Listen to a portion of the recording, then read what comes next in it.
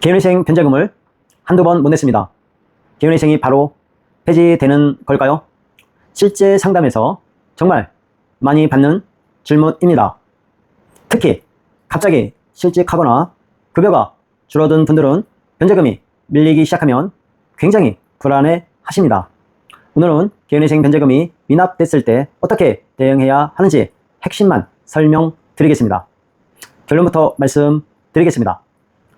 변제금이 한번 미납됐다고 해서 개인회생이 반드시 즉시 폐지되는 것은 아닙니다. 하지만 미납이 계속 누적되면 폐지 위험이 커질 수 있기 때문에 절대로 방치해서는 안 됩니다. 첫 번째로 확인할 것은 현재 정확한 미납액입니다. 내가 몇 회분을 납부했고 얼마가 부족한지를 먼저 확인해야 합니다. 예를 들어 한 달 변제금이 100만원인데 50만원만 납부했다면 단순히 납부 횟수만 볼 것이 아니라 실제 미납액을 기준으로 상황을 파악해야 합니다. 두 번째는 미납 원인입니다.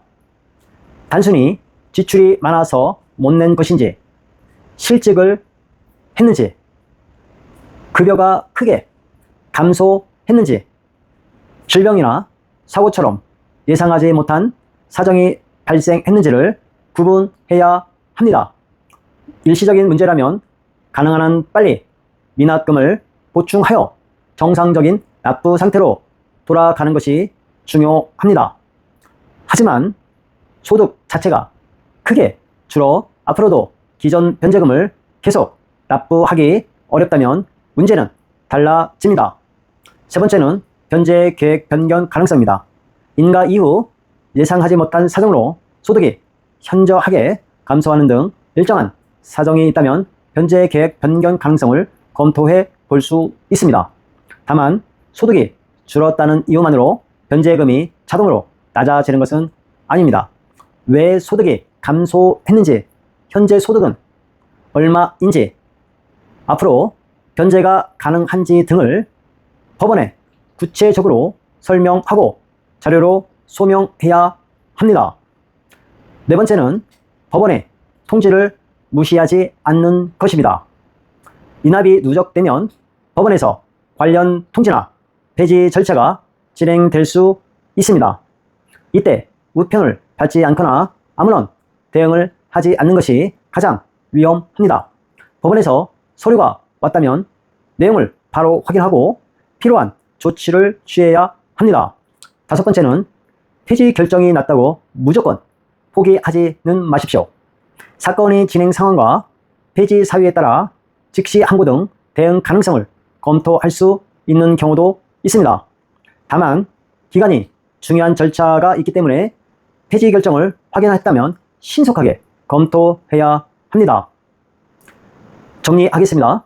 개인회생 변제금이 한번 밀렸다고 해서 무조건 바로 폐지되는 것은 아닙니다. 하지만 미납이 반복되고 누적될수록 위험은 커집니다. 따라서 첫 번째로 정확한 미납액을 확인하고, 두 번째로 미납 원인을 파악하고, 세 번째로 앞으로 정상적인 납부가 가능한지 판단해야 합니다. 개인회생에서 가장 좋지 않은 대응은 아직 법원에서 연락이 없으니까 괜찮겠지 하면서 계속 미루는 것입니다. 변제금을 납부하기 어려워지기 시작했다면 폐지 결정을 받은 뒤에 대응하는 것보다 그 전에 해결 방법을 찾는 것이 훨씬 중요합니다. 개인회생은 인가 결정을 받는 것으로 끝나는 절차가 아닙니다.